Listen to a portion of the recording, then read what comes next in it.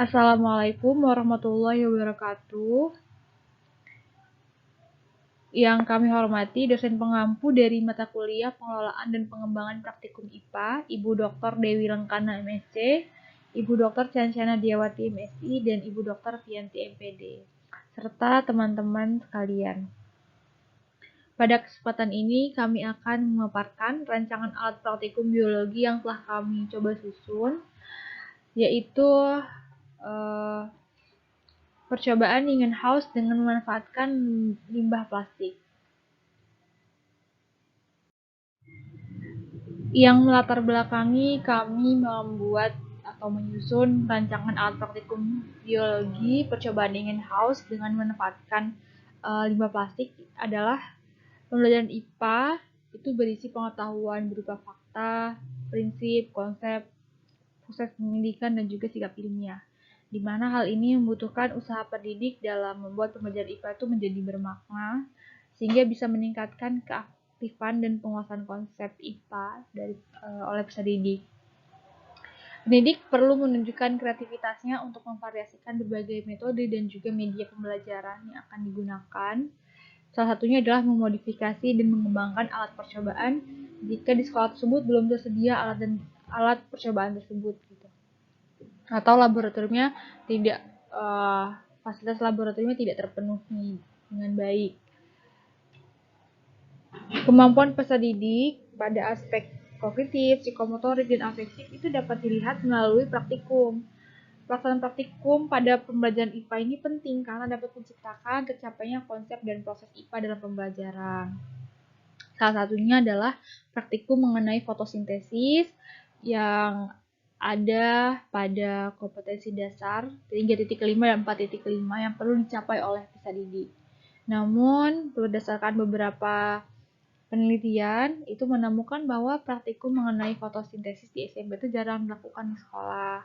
Hal tersebut dapat terjadi karena beberapa alasan, seperti tidak tersedianya penunjang praktikum dan kurangnya keterampilan pendidik dalam membuat alat praktikum sederhana. Oleh karena itu, kami mencoba mengembangkan alat praktikum fotosintesis, yaitu percobaan Ingenhousz dengan memanfaatkan limbah plastik yang mudah diperoleh. Selanjutnya, rumusan masalah pada rancangan praktikum ini yaitu bagaimana pengaruh komponen karbon dioksida terhadap hasil fotosintesis berupa oksigen. Kemudian bagaimanakah pengaruh suhu terhadap laju fotosintesis. Tujuannya adalah untuk mengetahui pengaruh komponen CO2 terhadap hasil fotosintesis berupa oksigen dan juga pengaruh suhu terhadap laju fotosintesis. Selanjutnya adalah tinjauan pustaka. Tinjauan pustaka ini kami mencoba mencari berbagai literatur mengenai fotosintesis dan juga percobaan Ingenhousz, di mana fotosintesis ini merupakan proses biokimia di mana cahaya matahari atau energi cahaya tampak digunakan untuk mengubah karbon dioksida menjadi molekul organik ya. Atau pada proses fotosintesis ini dibutuhkan karbon dioksida dan air yang merupakan bahan-bahan anorganik untuk mensintesis karbohidrat yang merupakan bahan organik.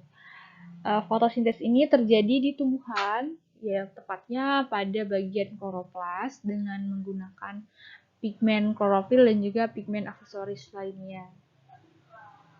Seperti di gambar, kita bisa melihat bahwa untuk melakukan fotosintesis itu diperlukan karbon dioksida dan juga air, sehingga nanti laju fotosintesis itu dipengaruhi oleh adanya karbon dioksida.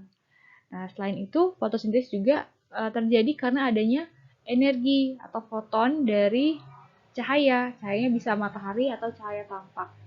Nah, energi cahaya ini atau cahaya matahari ini juga berpengaruh terhadap laju fotosintesis, di mana laju fotosintesis ini dipengaruhi ketika tumbuhan berada dalam keadaan gelap atau pada keadaan terang. Ini mempengaruhi laju fotosintesis. Selain itu juga dipengaruhi oleh suhu, karena suhu ini mempengaruhi kerja dari enzim. Enzim ini bekerja dalam proses fotosintesis, itu hanya bisa bekerja pada suhu optimumnya gitu. Jadi ketika suhunya ekstrim lebih tinggi daripada suhu optimumnya atau lebih rendah daripada suhu optimumnya, itu bisa mengganggu proses dari fotosintesis. Selanjutnya adalah percobaan in-house. Jadi untuk membuktikan adanya karbon dioksida yang dibutuhkan dan juga oksigen serta cahaya matahari, oksigen yang dihasilkan serta membutuhkan cahaya matahari, fotosintesis, maka ada seorang ilmuwan yang menemukan hal tersebut gitu, yaitu Jan Ingenhousz, di mana ia merupakan ahli fisiologi dari Jerman yang melakukan penelitian tentang fotosintesis. Yang penelitiannya itu menggunakan tumbuhan air yaitu Hydrilla verticillata, di mana tumbuhan ini dimasukkan ke dalam bejana yang diisi air. Bejana gelas tersebut kemudian ditutup dengan corong terbalik dan di bagian atasnya diberi tabung reaksi yang diisi air hingga penuh.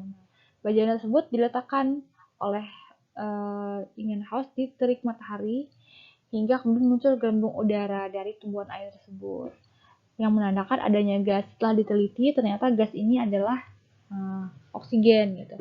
Sehingga Ingenhousz menyimpulkan bahwa cahaya matahari itu dibutuhkan untuk proses fotosintesis, serta tumbuhan itu mengeluarkan gas dari hasil fotosintesis itu berupa oksigen. Mengapa kami memilih percobaan Ingenhousz? Itu karena pada KD 3.5 dan juga 4.5 kompetensi dasar yang perlu dicapai oleh siswa yaitu pada KD 3.5 menganalisis konsep energi, berbagai sumber energi, dan perubahan bentuk energi dalam kehidupan sehari-hari termasuk fotosintesis.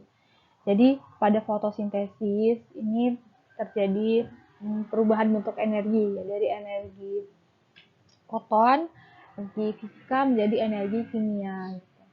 Selanjutnya KD 4.5 menyajikan hasil percobaan tentang perubahan bentuk energi termasuk fotosintesis.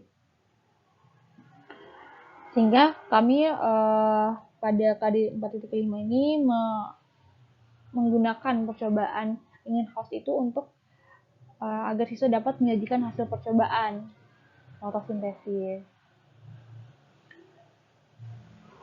Percobaan fotosintesis ini atau KD ini tuh ada pada kelas 7 semester 1, di mana indikator yang kami coba susun dari KD 3.5 dan 4.5 tentang fotosintesisnya.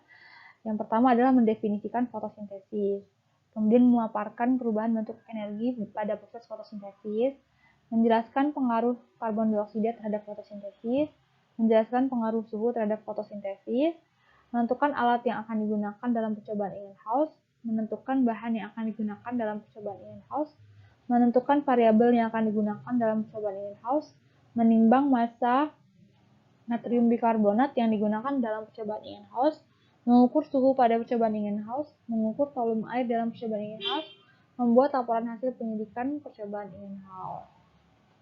Nah, kami menggunakan membuat rancangan alat praktikum biologi berupa percobaan Ingenhousz dengan memanfaatkan limbah plastik berdasarkan dari jurnal rujukan, yaitu jurnal dari Lupita Sari, Melina dan Kusuma Ningtyas pada tahun 2020 dan juga Wahidah Supriyanto dan Kusuma Suti tahun 2018.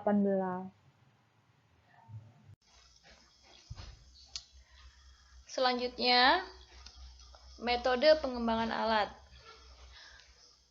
Yang pertama, waktu pembuatan alat. Adapun rancangan alat praktikum direncanakan sejak tanggal 27 Mei 2022 dan akan dilaksanakan pembuatannya pada tanggal 29 Mei 2022 setelah dilakukan revisi oleh dosen pengampu. Alat dan bahan. Adapun alat yang digunakan dalam pembuatan alat praktikum ini, yang pertama toples sebagai pengganti gelas kimia sebanyak 5 buah, botol bekas dengan ukuran kecil 5 buah, botol bekas air mineral 5 buah, sendok 1 buah, kawat, benang, cutter 1 buah, stopwatch 1 buah, dan termometer. Adapun bahannya, yang pertama tumbuhan Hydrilla verticillata, es batu, air, dan soda kue. Langkah pembuatan alat. Yang pertama, pada tahap persiapan, langkah yang pertama yaitu siapkan alat dan bahan yang diperlukan. Pada tahap pembuatan, langkah yang pertama yaitu kita potong bekas air mineral, ambil bagian kepalanya sehingga membentuk corong.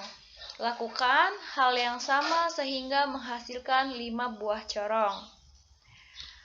Yang kedua, potong kawat lalu kaitkan pada toples yang telah dilubangi pada bagian paling atasnya.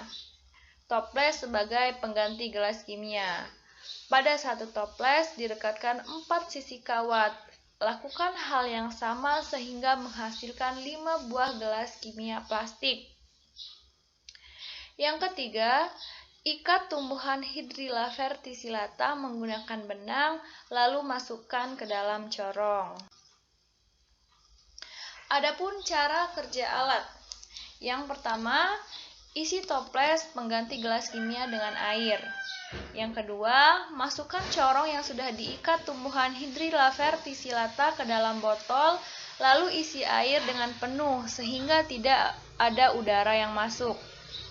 Pasang rangkaian corong dan botol ke dalam toples. Usahakan memasang rangkaian tersebut di dalam air agar tidak ada oksigen yang masuk. Lakukan langkah 1-3 sebanyak 5 kali pada tiap-tiap alat dan bahan yang sudah disiapkan. Letakkan toples pertama di bawah sinar matahari langsung, lalu amati setelah 30 menit. Lalu, berilah 1 sendok NaCO3 pada toples kedua. Kemudian letakkan toples pada tempat yang cukup cahaya, kemudian amati setelah 30 menit. Masukkan es batu pada toples ketiga, letakkan toples di tempat yang cukup cahaya, lalu amati setelah 30 menit. Masukkan air panas pada toples keempat sehingga suhunya mencapai 40 derajat Celcius. Letakkan toples di tempat yang cukup cahaya, lalu amati setelah 30 menit. Pada toples kelima, letakkan di tempat yang teduh yang tidak terkena cahaya matahari langsung dan amati setelah 30 menit. Adapun gambar rancangan alat yang akan kami buat itu terletak pada layar PPT di sini ya. Sehingga di sini ada toples, di sini corong, ini ada tumbuhan verticilla hydrillata yang sudah diikat, dimasukkan ke dalam corong, dan di sini ada botol ya. Sehingga di sini nanti kita diamkan kelima benda ini pada tempat 5 keadaan yang berbeda. Baik, demikian presentasi dari kelompok kami. Jika ada masukan dan saran mengenai rancangan alat praktikum yang kami buat, kami sangat berkenan. Kami akhiri. Wassalamualaikum warahmatullahi wabarakatuh.